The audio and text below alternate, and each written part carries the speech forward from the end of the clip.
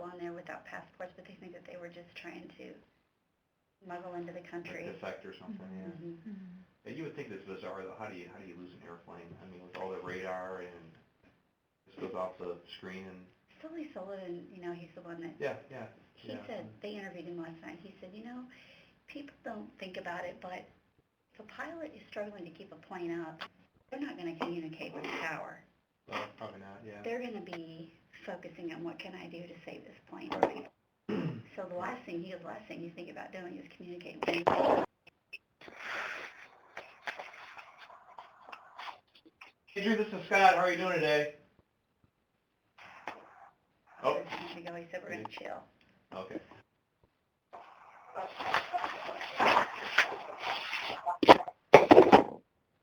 Having attendees. Yeah.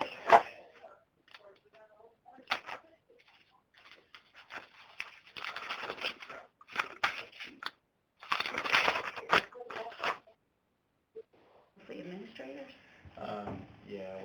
Thomas, of course, the guy from WAC 1, and Drew is somebody on this NLSA.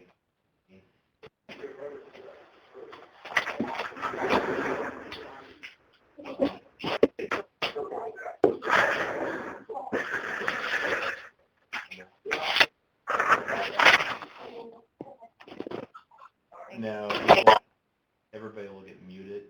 Okay. Except for us. Mm-hmm. I think they were just muted. And so, yeah. Because that would be... Yeah, it'd be very, very... I know. So, yeah. If anything goofy happens, Tom will just bail us out. Okay. He'll help us.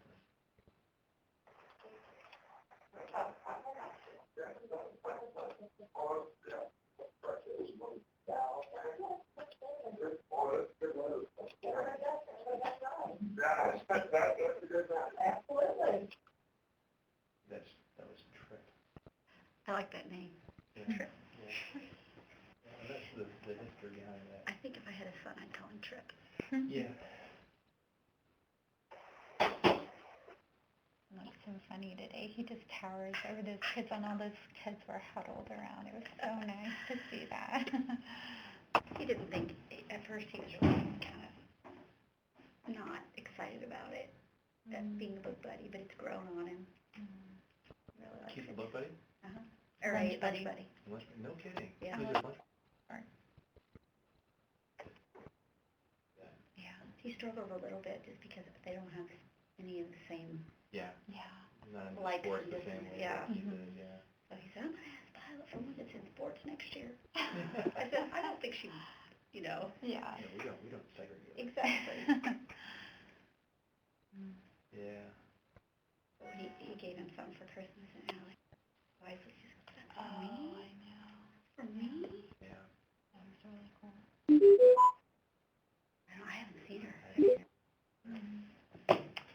spent a lot of time with Grandma. Yeah. They did move into a new house, Get it though. out there. They did. Mm-hmm.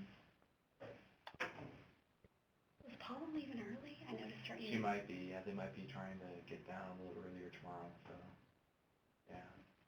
I always get a little nervous when Paula's not here and I'm not here. Yeah, I mean, it'll be all right, but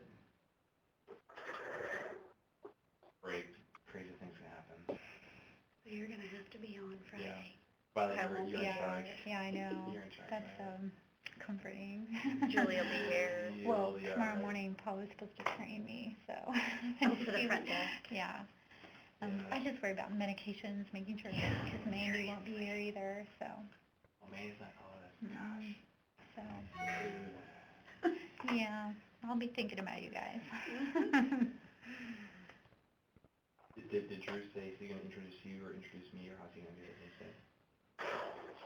Introduce me, but Yeah. Yeah, right, yeah, Yeah. they'll do all that, yeah, so, and, then if he introduces me, I'm just going to say, well, you can go ahead and just start. I'd like to turn it over to our principal, Scott Schumacher, to... Well, yeah, we can do that, yeah, and, because we'll talk about, just to kind of set up for the three different topics. Right. We have renewed. When my part is over, do you want me to just angle this to you or slide back? How do you want to transition? You know, maybe you can, We can switch. yeah, you can swip if you want, so. All right. Hey, Drew, are you there? Hi, Scott. Yes, I am here. How are you today, Drew? I'm doing well, and you guys? We are doing awesome. It's 75 and sunny, and life is good today. Yeah, we might even be pushing a little bit more than 75. I haven't looked, but yeah, it's good. But now tomorrow's another story. But It's all going to today's good. change, yeah. You missed the Yeah. conversation, but one of the ladies in my sled group is from Buffalo, and her flight's already been canceled, so she can't go out to California tomorrow with us in sled. Oh no! Bummer. Yikes! And she was probably looking forward to getting out of there and going to sunny California. Yeah, all the Oh snow they've no! had out there, but. Oh, that stinks. Hey, Drew, I Yikes. have a favor to ask. When you introduce our webinar today, Sure. can you go ahead and just, I mean, it's not about me, but just to say, hey, Scott Schumacher is going to go ahead and get the webinar going, because I'd like to go ahead and introduce each one of our ladies presenting today. We really have three different sections in the webinar, and so I want to kind of do just a little bit of just a really, really brief introduction for each one of the sections. And so I'll go ahead and I'll say, Jan, Luke, and Violet Dickerson at that time. So if that's okay with you. Okay. Sure. Yeah, after I'm done, I'll just turn it over to you, Scott. That'll be no problem at all. Awesome. Thanks, Drew. You bet. And I've just got a couple minutes. Is that about right before we get started? Yeah, I'm showing 4:59 our time, so about a minute we can go Okay. ahead and get this thing rolling. All right. Tom, I think in a minute or so, or whenever you say to go, we'll be ready. Sounds good. Everything's ready from this end, so whenever you guys are set to go, you're all good. All right. I think that we're all set to go. Our ladies are fired up and ready to go. They're laughing at me now, but that's okay. All right. Good afternoon, everyone. Thanks for joining us for another webinar for one of our NLSA best practices this afternoon. My name is Drew Gertis. I'm part of the executive board for NLSA. I also serve Messiah Lutheran School in Weldon Spring, Missouri as early childhood director. Today's webinar will feature a best practice in place at St. Peter's Lutheran School in Columbus, Indiana. The webinar for today was prepared by our good friends at St. Peter's and is being produced by Concordia University, Wisconsin's Office of Continuing and Distance Education. We certainly thank our friends at Concordia for their leadership, support in this endeavor. Just a couple notes that I want to share before we begin our webinar. This is our last webinar for the month of March. Webinars will resume on April 1st and be presented by our friends at Shepherd of the Desert Lutheran School in Scottsdale, Arizona. Live webinars are participatory events. We appreciate your questions and comments. Feel free to express yourself and ask questions by typing in the chat box in the lower right-hand corner of your screen. Our leaders will certainly try to monitor that during the webinar, and we'll have a chance for answering more questions and asking more questions at the end as well. All of the webinars presented this year are available on demand on the login page of the Lutheran School portal. You need not be a portal member to view them. If you like what was shared, we invite you to view a recorded webinar together with your faculty. Another great resource of Lutheran schools is the LCMS School Ministry Facebook page. Our Facebook page provides another opportunity for our schools to connect informally. We invite you to share your encouraging stories on the LCMS School Ministry Facebook page. And I'd like to start with just a short word of prayer here before we get started, so if you'll join me. Dear Heavenly Father, we once again thank you for the great ministry of St. Peter's Lutheran School in Columbus, Indiana. Continue to bless their staff, students, and families as they minister to those in their community. May their information being shared today be an inspiration for others. We ask that you continue to guide and direct the ministry of all of our Lutheran schools.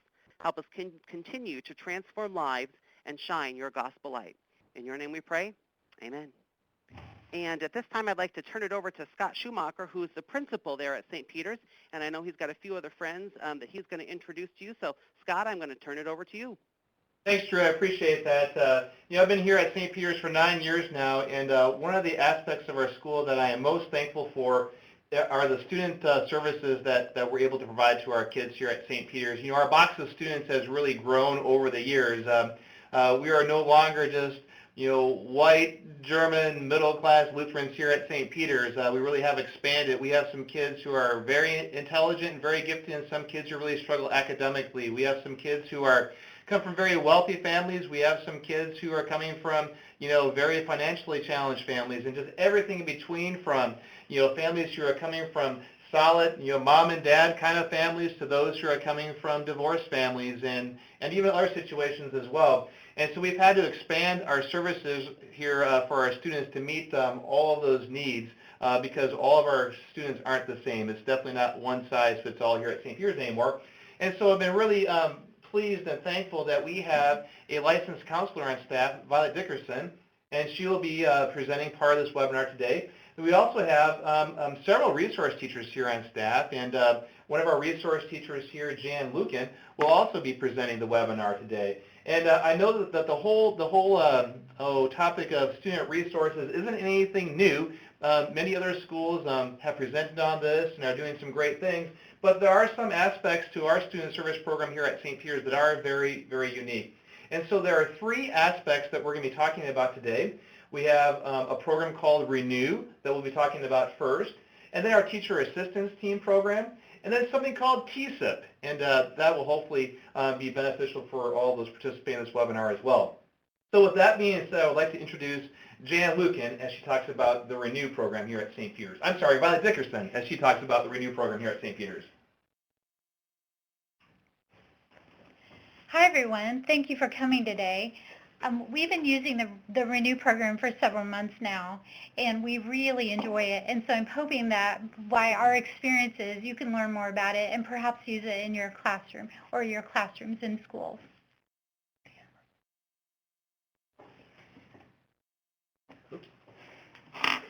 Sorry, just one moment. Hold on, one little technical issue here. We're having some problems with advancing the slide. Let's just go right here.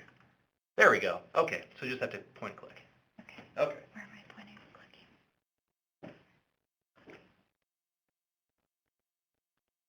Okay, you have to right the arrow right there. Okay. So this is the Renew basic definition. Renew is a research-based model. It's been tried and tested. It is addressing the students' needs, that students that have challenges with behavior or academics, or in most cases both.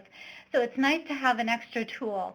If you think about the RTI model, that top tier of students who struggle, this program is tailor-made from them. In fact, this program was designed to meet that very need.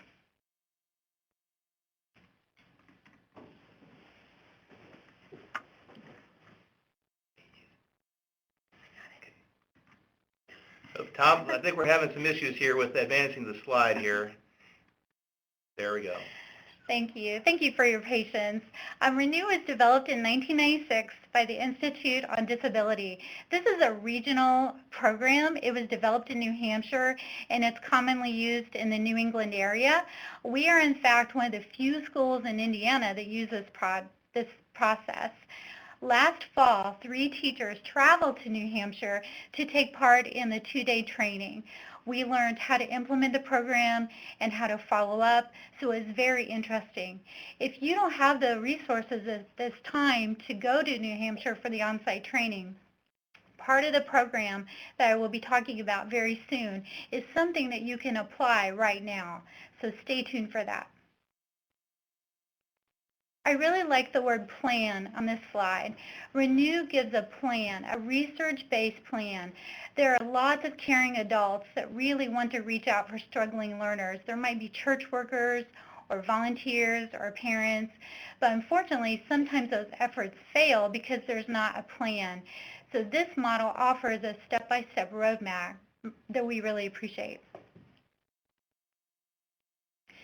Since Renew is a research-based program, there have been many benefits that are listed. We can personally testify that some of the benefits that we've noticed since we've been using Renew are the students seem more engaged in learning. They're more aware of their strengths, and also I have one student in particular that had a lot of problem with absenteeism.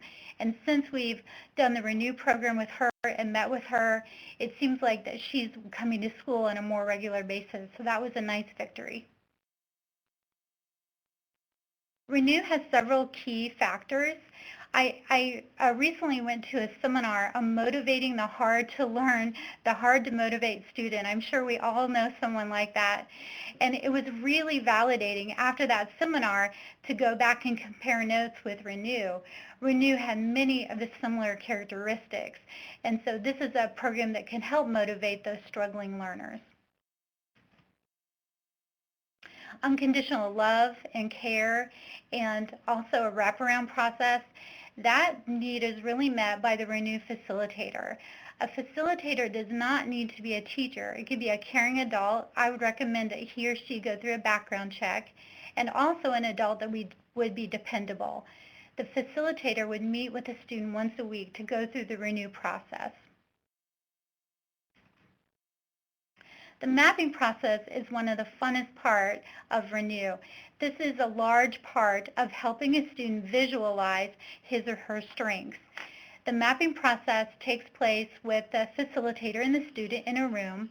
We use large sheets of chart paper. It's really important to use small pictures or pictographs and text and lots of color to engage the student. Each map has a different theme, as you will soon see also. The mapping process is not copyrighted. It's actually a very common therapeutic tool. So if you want to get started with something like this, I would suggest starting with mapping. However, I do recommend that at some point that you go to New Hampshire to be fully trained. Mrs. Brooks is one of our junior high teachers, and she'll be talking about her experiences with mapping.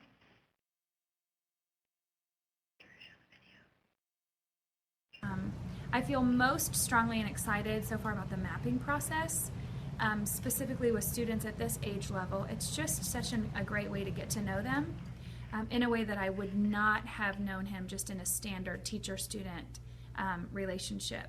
I feel like the mapping process has also helped to establish trust for him in me, as well as for me in him. Lots of information and details that helped me understand him better came to my attention solely because of the steps of the mapping process. I think for him, what I've noticed is he seems to, he wants to be there. And I don't know that I've seen a whole lot of wanting to do or be anywhere or anything from him in school. And he wants to be there. He thrives in just our company. I think that he feels it's a reliable and a safe and productive time. I think that he trusts that I have no judgment. Because of what we learned in our Renew training, I mostly just listen, and he does most of the talking, which is a nice change for kids. That isn't always what they get in helpful relationships. I also see some baby steps in the right direction academically. I certainly see steps, positive steps in his relationships with his peers. And I think that I know that he likes being held accountable, and our consistent meeting times, at a minimum, hold him accountable, and he truly seems to enjoy being checked in on.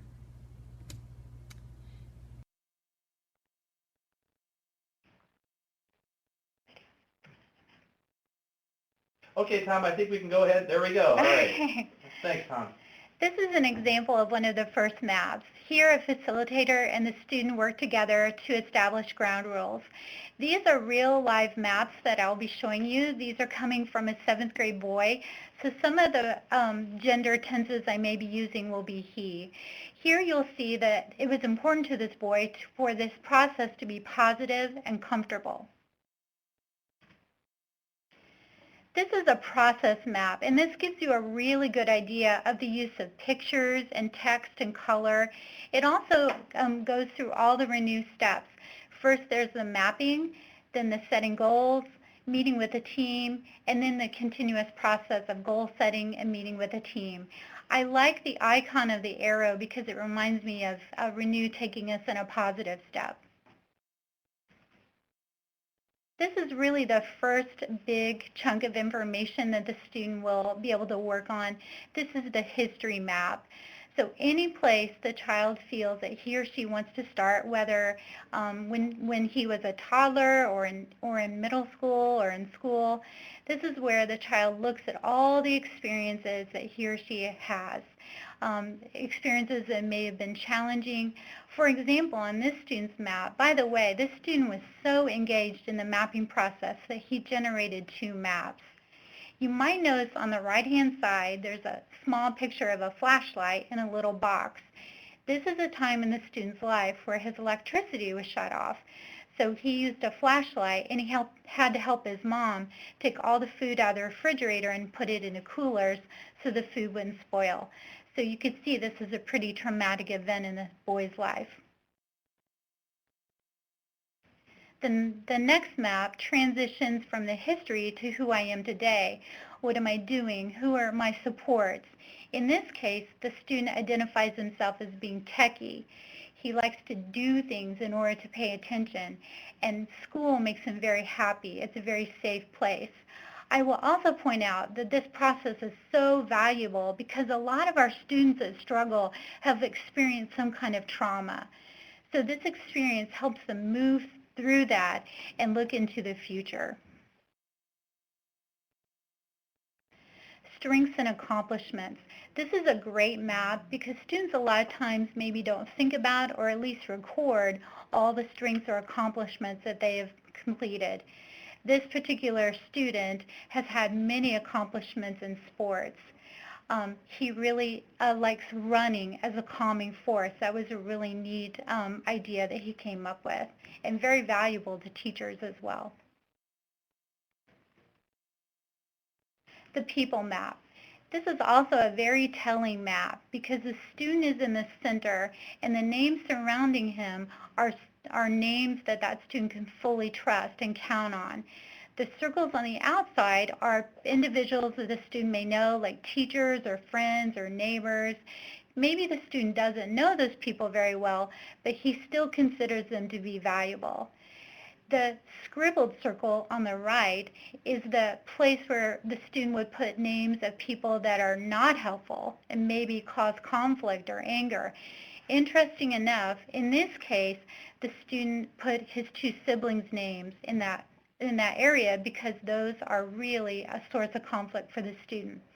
By the way, I also want to note that during the mapping process, the facilitator does very little problem solving. The facilitator is a witness and records and asks open-ended questions. So the student feels free to just say or reflect on those experiences.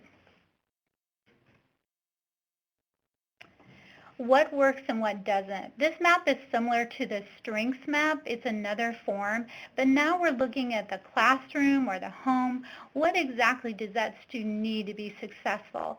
And you can see through the pictures, there's a picture of a laptop. And this student really loves technology and loves working on a laptop. This student also considers himself good at math. On the right-hand side, in the red letters, you see that the student does not like writing out long answers. So knowing that he likes technology, this may be a great conversation to have with his teacher to form an accommodation for him. This is the funnest map to do. We actually got to do this map ourselves when we were going through the training, and it was really fun to dream. Here, this map, there are no barriers. Anything is possible, and so you get to have fun and dream about what you'd like to do in the future. This student would like to continue with cross country and maybe do wrestling. He would also like to get along with his parents a little more, and also he really wants to go to Trinity High School, which is very interesting.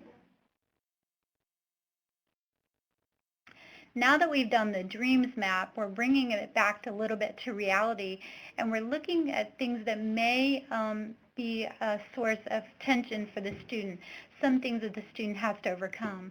For example, this student noted transportation, money, and time as barriers, and where the student lives is about an hour away from Trinity Lutheran High School, so transportation is something to consider when you graduate St. Peter's.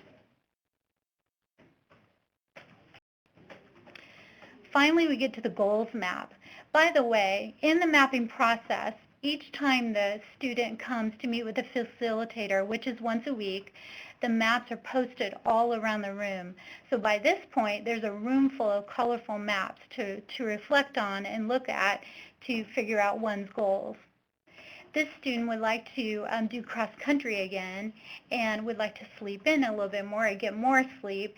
So these are good goals to work with. He also wants to raise his math grades. Here's the final map, the next step. Here's where we take the goals and make them more obtainable into smaller chunks. For instance, you see at the top of the page, raise math grades.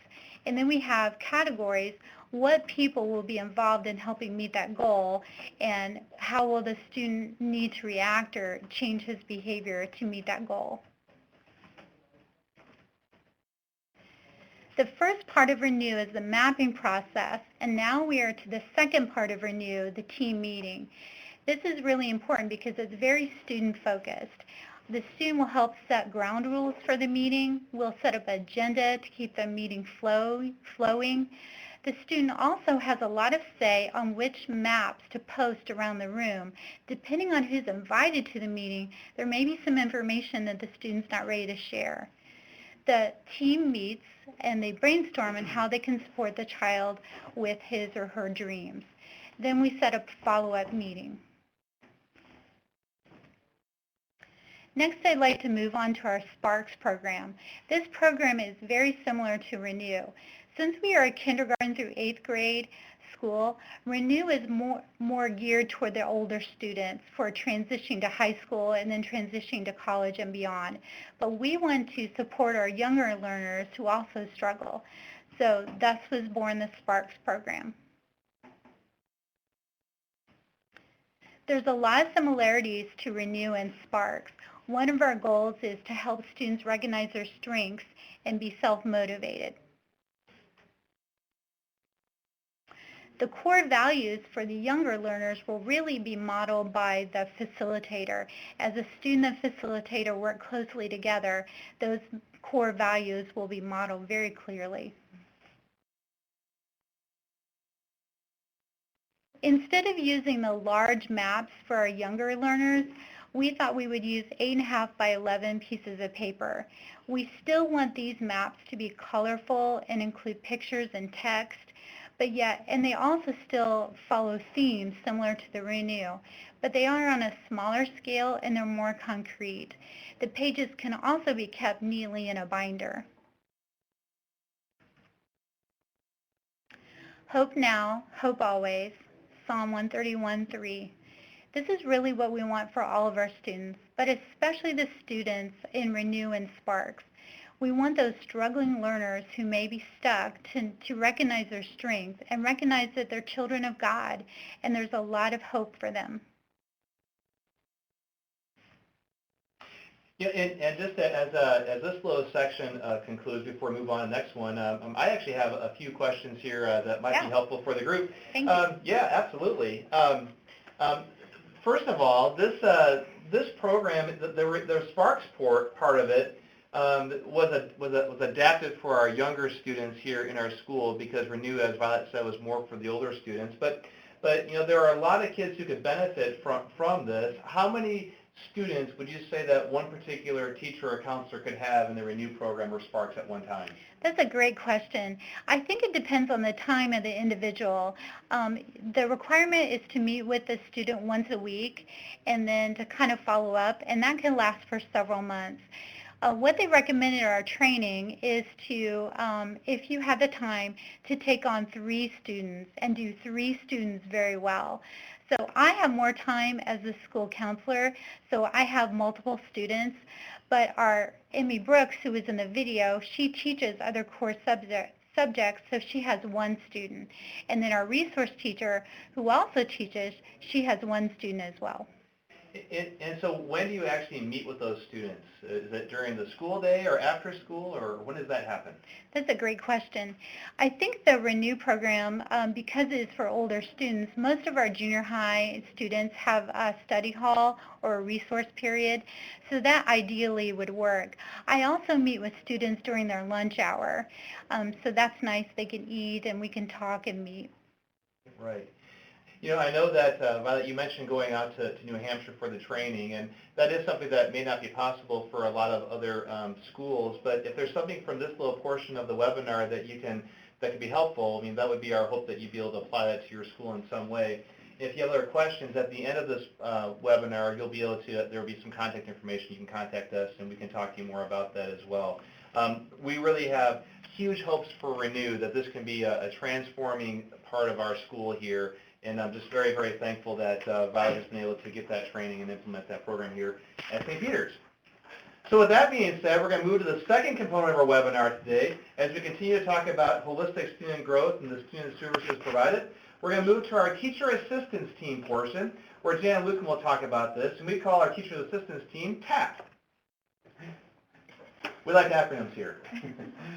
Good afternoon, everyone. I am the resource teacher, Jan Lucan, and I am going to take you through our TAP process, and which we value and our teachers value at St. Peter's.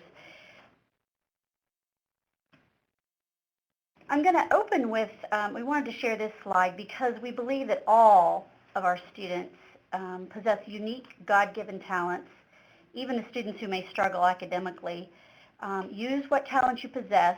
The woods would be very silent if no birds sang there except those that sang the best. We also firmly believe that for every child we work with, that God has a miracle planned based on Job 9, verse 10. TAT is a group of educators that we have created here at St. Peter's, and these educators put together a plan that helps each student be successful academically, as well as emotionally and spiritually. We provide our teachers with a variety of interventions for students who struggle within their classrooms. One of the tools that we use that you see on the screen is our RTI flip chart. You actually see this in the slide. It's a very valuable tool for coming up with interventions for our teachers and students. Our teacher assistance team is made up of experienced resource teachers, a school counselor, an administrator, and a psychologist provided by our local public school system. We're actually very blessed at St. Peter's that we are supported by our public school system. They are just an invaluable resource for our team, our students, our teachers, because all of our students that we recommend for retention or psychological testing must be brought before our TAT team here at St. Peter's.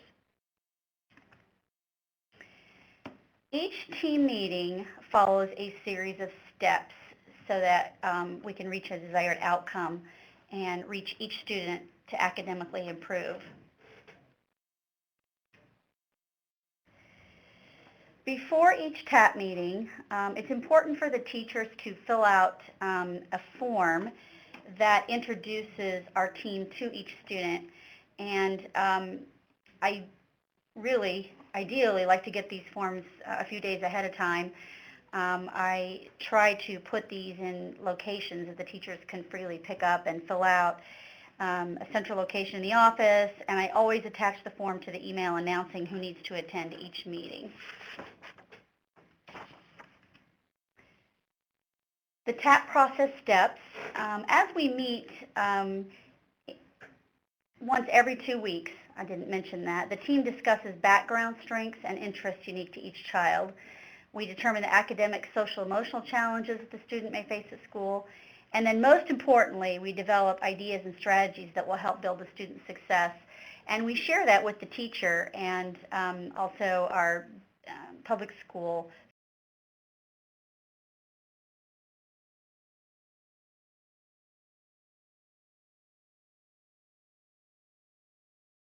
TAP process steps. The team completes the meeting by creating a plan of action that will support each child's academic success.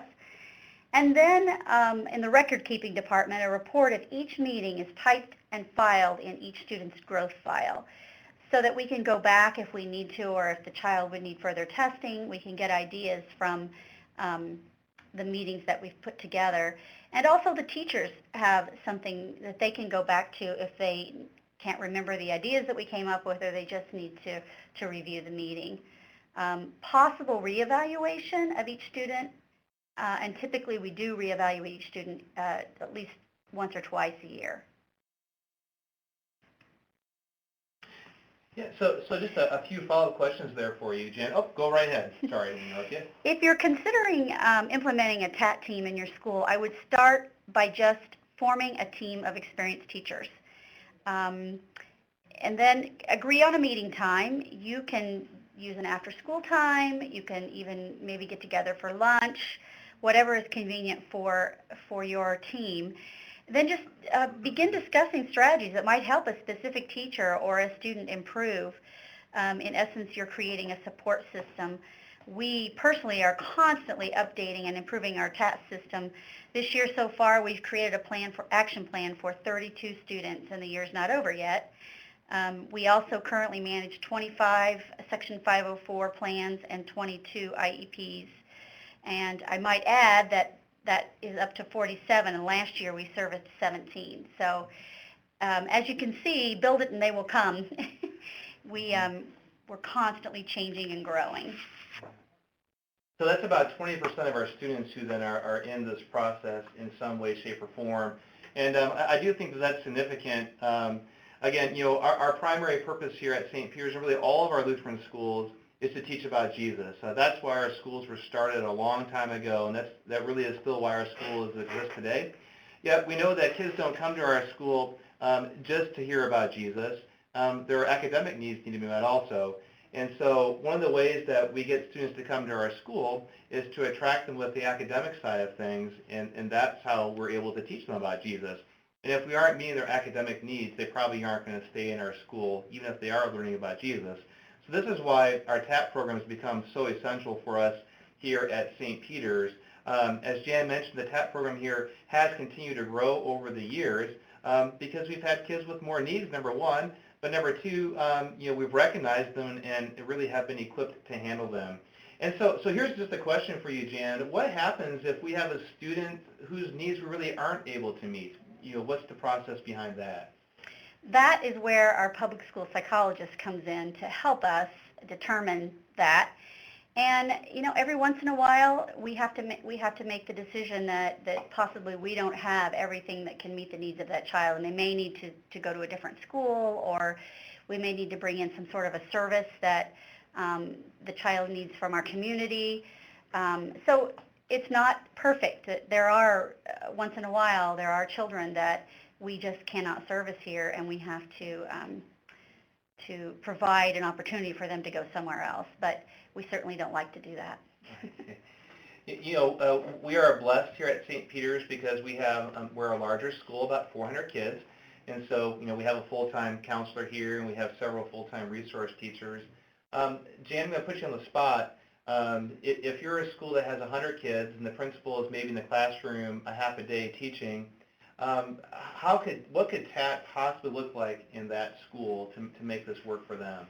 Honestly, it only takes two people to share ideas, a teacher and maybe, again, an administrator, or just two people sharing ideas is invaluable as to coming up, and they can come up with ideas for a student. And then, of course, the internet, there's all kinds of resources out there. If you, the RTI model, it can be done on a smaller scale. Right. And I agree, Jan. And one more point to that also, I think, is, and Jan mentioned this earlier on, that we have a great relationship with our public school here in town. To be honest, 9 or 10 years ago, we had one part-time resource teacher, and that was it. There were no additional resource teachers or counselors or really other support. And so we've grown a lot since then. And so especially in the past, we really relied on our public school friends to help us with this particular program. TAT has existed in various forms for a long time here in Columbus. But now, as our needs have grown, we've added staff, so we've been able to handle the TAT process here within our own school system, or school. But I guess I would encourage you also, especially if you're a smaller school, don't hesitate to ask for some help from your local public school corporation. It's really important to foster that good relationship with them. And I know that if you're in a big city, that might be more difficult because you're drawing kids from over a large, geographic area. But certainly, if you're in a rural community or a small town, that relationship with the public school could be a great way to keep us connected. And in fact, Jan and Violet both here, both taught in the public schools before they came to St. That's Peter's. true. And they're members of our church, and they are very, very faithful women who do an awesome job communicating their faith here at St. Peter's for our kids. But we definitely have some connections with the public school because of Jan and Violet as well. The final part that we want to talk about today is our TSIP program. And so if you want to advance the slide there, Jan, next slide. And this program is the Traumatic Event Crisis Intervention Plan. And we all know in this day and age, we all have heard the stories of these horrible things. It was, only a little over a year ago, Newtown, Connecticut, and the tragedy that happened out there.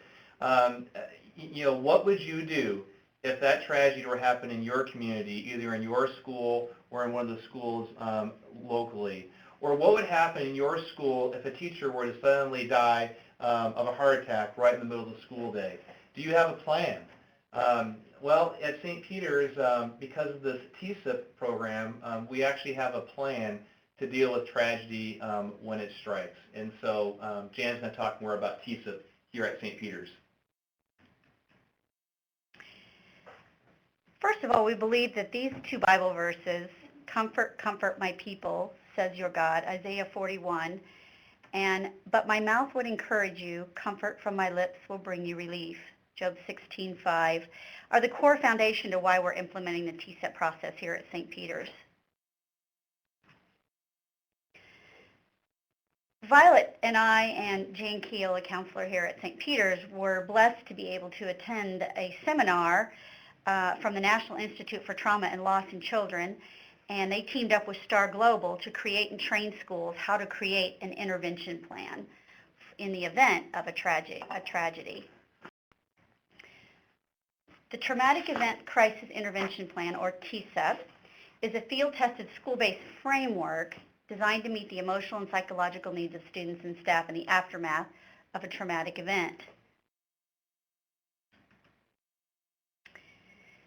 TSEP provides crisis response teams with the information and resources needed to have a plan in place immediately following a traumatic event.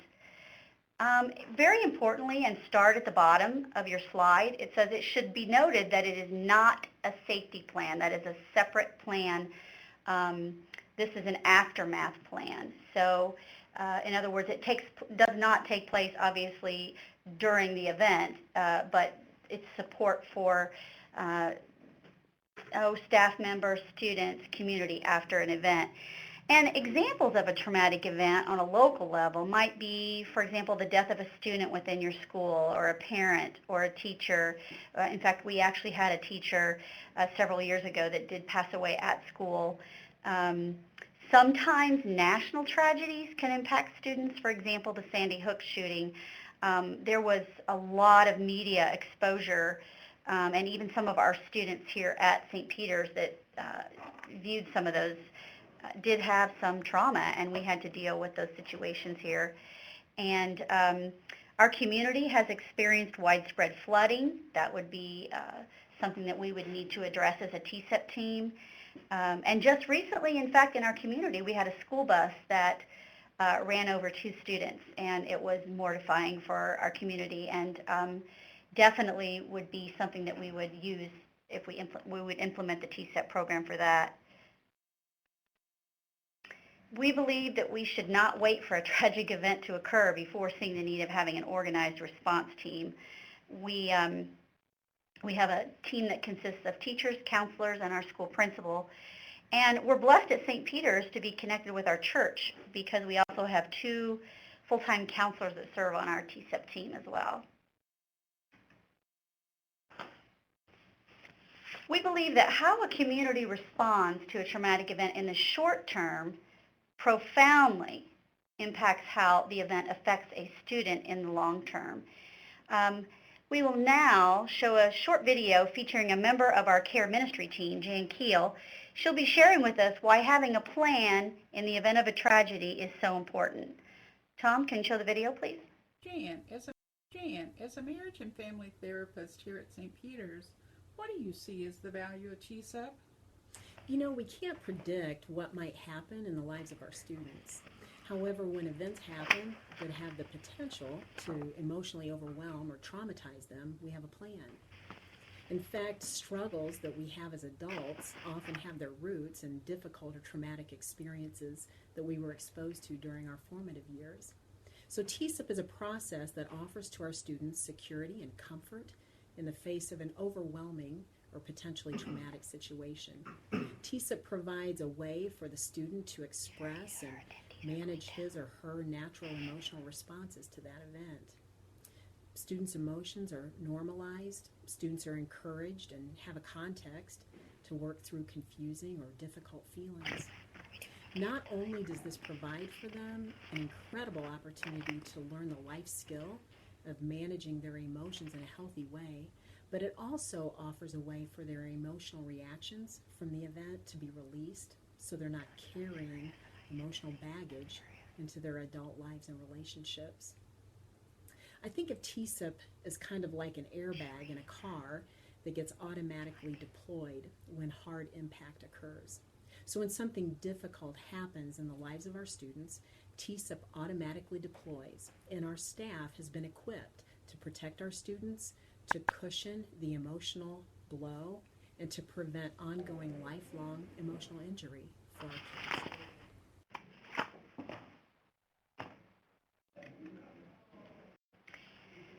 I'm going to walk you through the process involved in implementing the TSIP plan. The first thing you want to do with your staff is establish awareness that there's been a traumatic event. Develop a plan, implement the plan, and bring about closure. And I'll break those down as we go through the slides.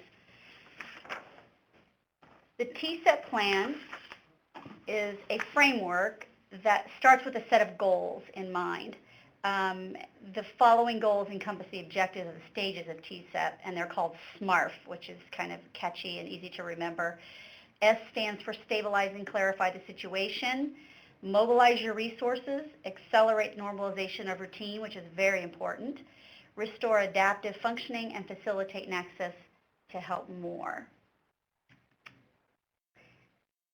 The first thing that would happen in the event of a tragedy would be the principal or building representative would establish awareness that there's been a tragic event. For example, he would be in contact with the team members of the TSIP. We actually have each other's numbers and probably would use a texting situation to alert everyone that we need to meet immediately. The team would target potential intervention needs. We would get together probably the very morning that we're before school and conduct a scale of response to identify the level of the traumatic event, who is involved, and what needs to happen at what level. Here are the TSIP scale of responses.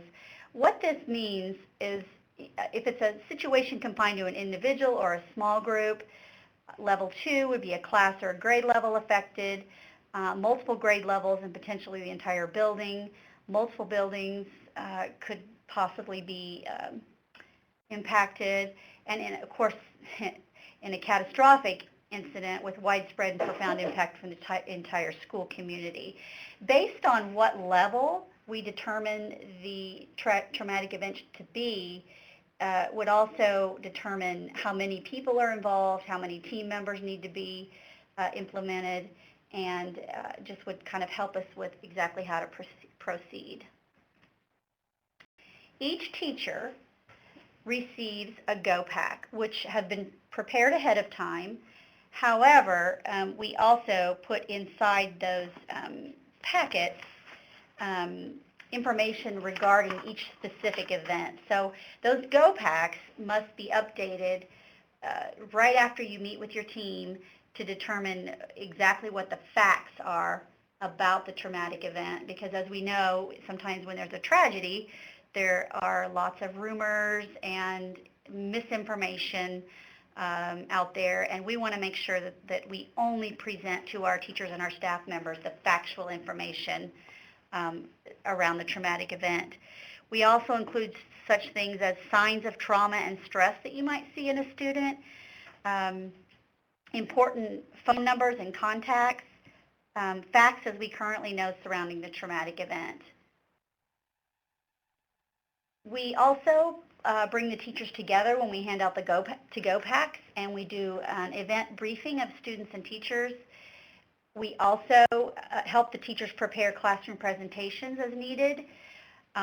We have safe room staffing, and what a safe room is a place where a student can go to kind of debrief, and sometimes we staff it with a counselor if the student would need to talk to a counselor, but it's basically just a place where they can go to vent and get some extra help. The end of the day debriefing, we would all get together as a team and talk about the traumatic event and what we could do differently, and also what needs to be done the following day. And also, do we need to bring in more counselors? Is it a situation that we just can't, our team can't handle it, and we need to call in maybe counseling services from our community?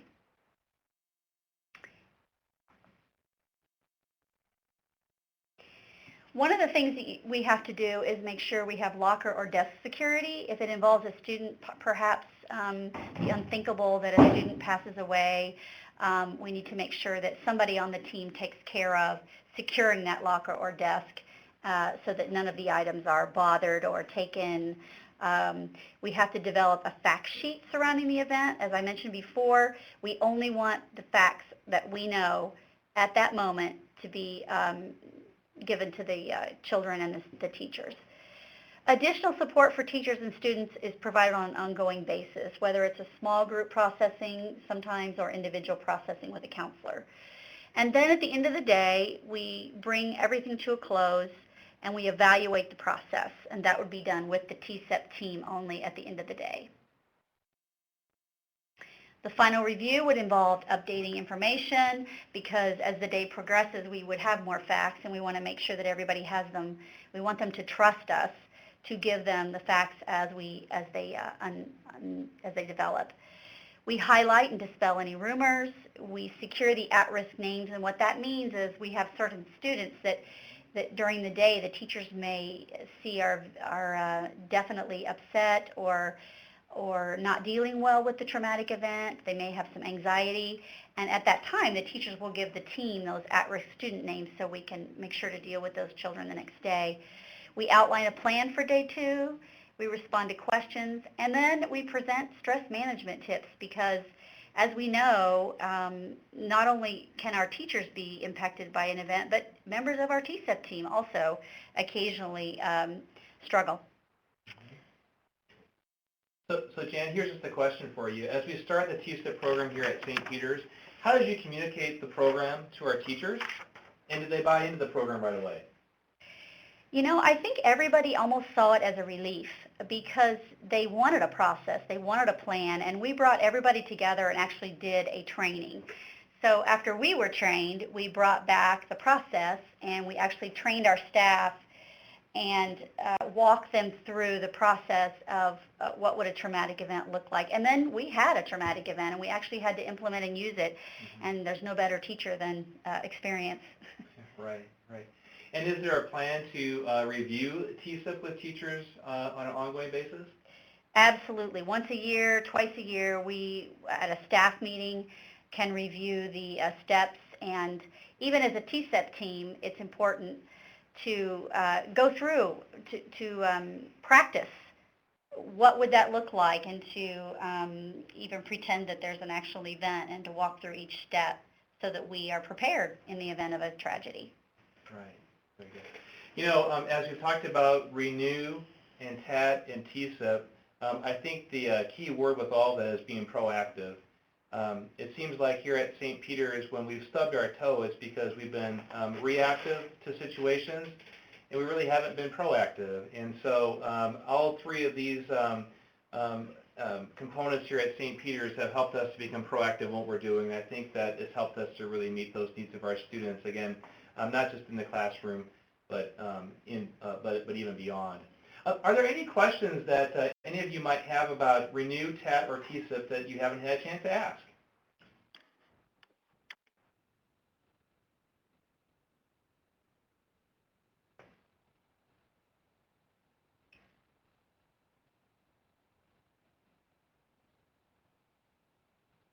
You know, we're taught to count to 7 before we move on.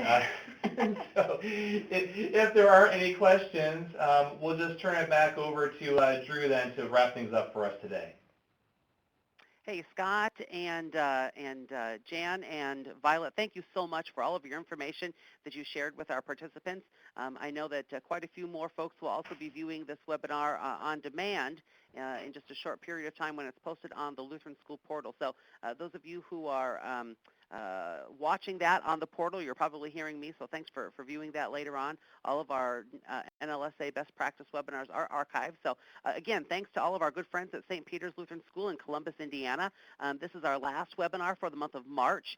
We'll be coming back on April 1st, and that's no April Fool, it's true.